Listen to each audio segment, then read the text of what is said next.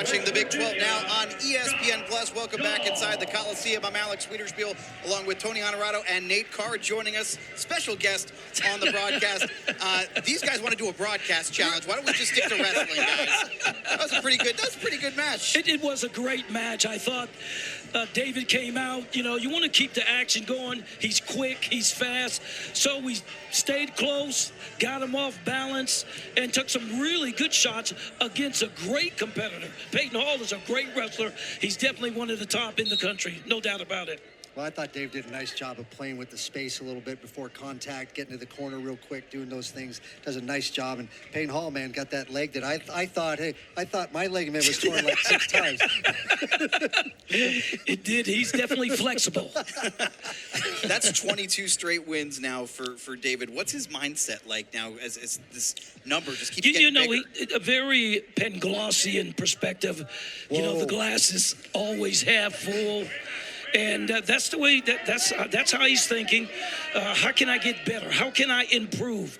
And we really wanted him to jam, head snap, good fakes, keep the man off balance, and he did a good job. And actually, Peyton really didn't have an answer because you want to be able to score as well on the feet. Yeah. And that was the majority of the time, and he really didn't have anything that could penetrate the defense and the movement. Scott Joll with an inside trip.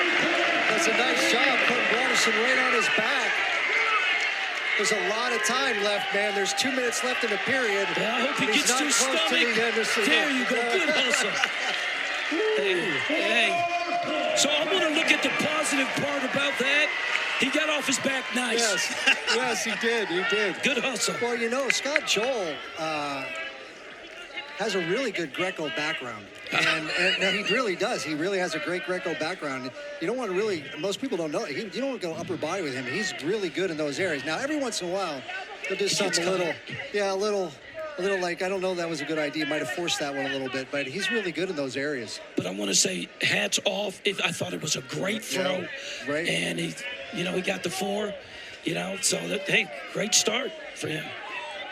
So,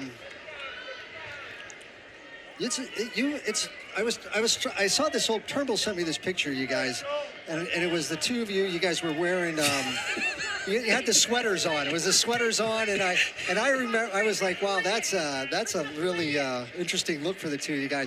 I remember you being like maybe the best dressed coach in the NCAA.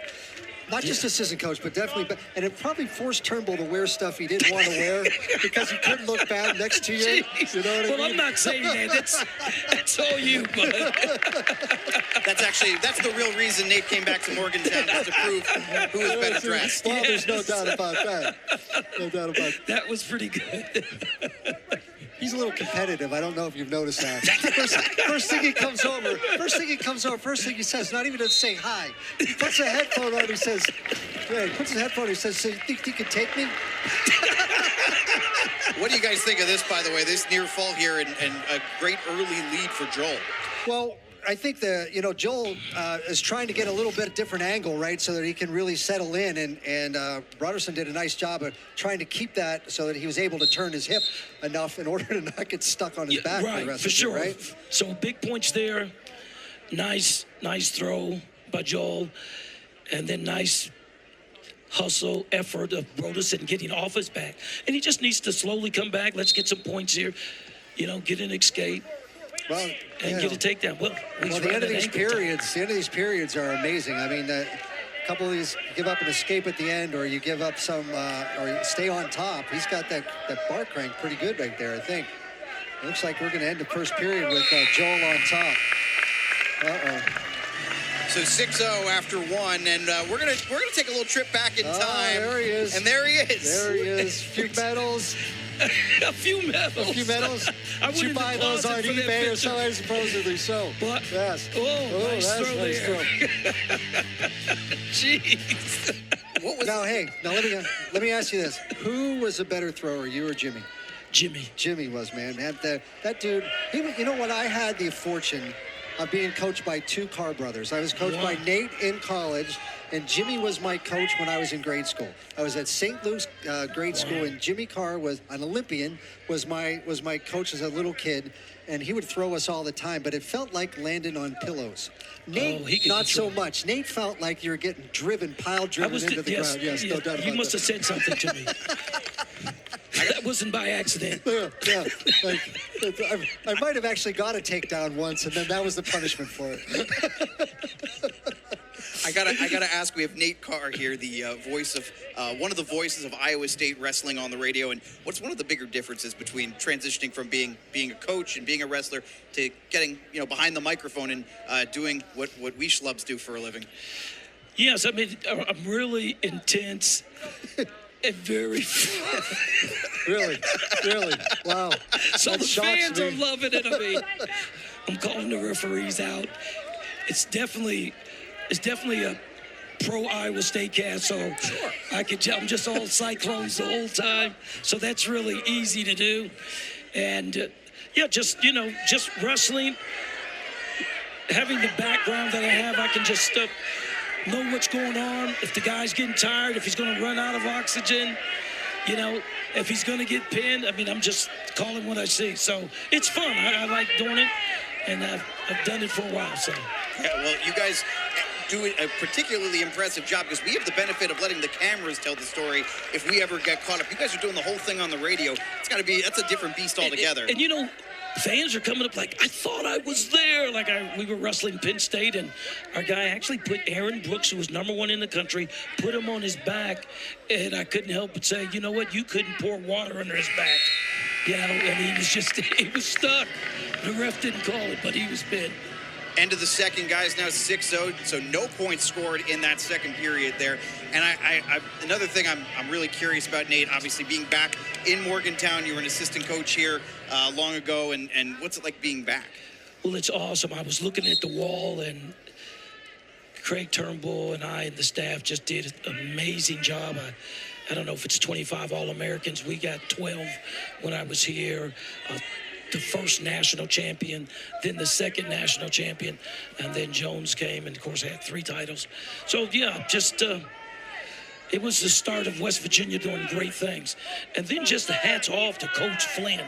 What an awesome job he's doing. West Virginia is doing a good job, and they are for sure on their way back. He has a great staff, and as you can see, they're wrestling good.